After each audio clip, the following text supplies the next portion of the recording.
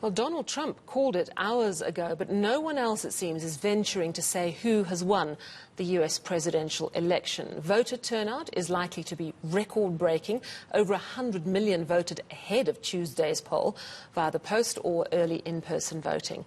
While Joe Biden seemed the favourite, it does seem this poll may be a lot closer than predicted. Let's get the very latest from Simon Marks in Washington. Hi there, Simon. So what are the latest results telling us?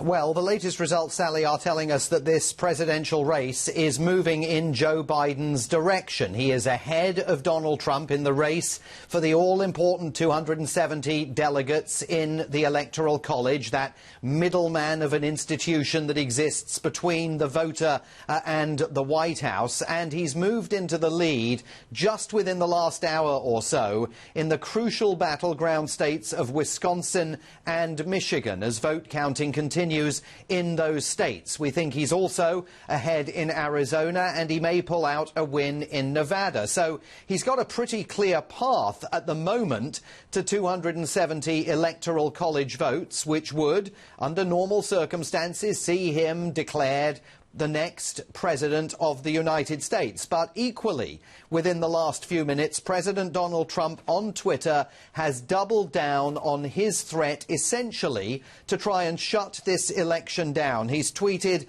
"Last night I was leading, often solidly, in many key states, in almost all instances Democrat-run and controlled. Then one by one," he says, "they started to magically disappear as surprise ballot dumps were counted. Very strange." He says that these mail-in ballot dumps are devastating in their percentage and power of destruction. In other words, he's arguing, if you take the emotive language out and stop talking about mail-in ballot dumps, but talk about what they really are, which is postal votes, that, as we've always surmised, postal votes, particularly in states like Pennsylvania, heavily favour the Democrats, not the Republicans. So Donald Trump is trying to shut this race down. He says he's going to take legal action to stop votes from being counted, especially if they're votes for Joe Biden. Does he really have any say over that? Because my understanding is it's up to each individual state how they do this. Has he even gone to the Supreme Court yet? Because he made that threat quite a few hours ago.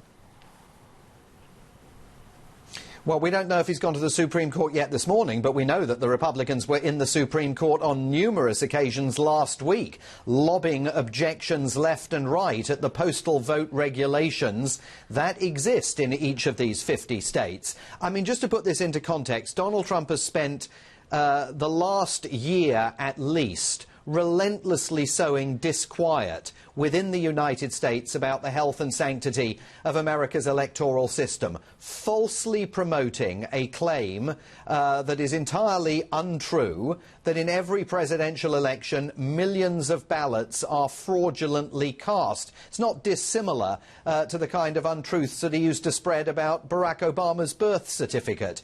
There is no evidence to support the claim. Indeed, the president appointed a commission to look into ballot fraud in the United States, and it couldn't find any significant ballot fraud to report. But he is now relentlessly hammering away at the message that he delivered at 2 o'clock in the morning in that very dramatic appearance in the East Room of the White House, that he believes the Democrats are engaged in voter fraud here, and that he wants the courts to act to shut it down. There are laws. The courts last week, the Supreme Court, upheld the laws. Didn't seem very controversial at the time that the Supreme Court was saying if you want to know who's won the election, you've got to count all the votes. Suddenly today, in the United States of all places, that's controversial.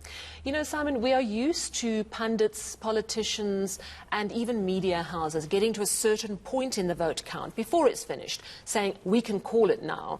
At what point in the vote does that normally happen? And do we know how much of the vote has been counted yet?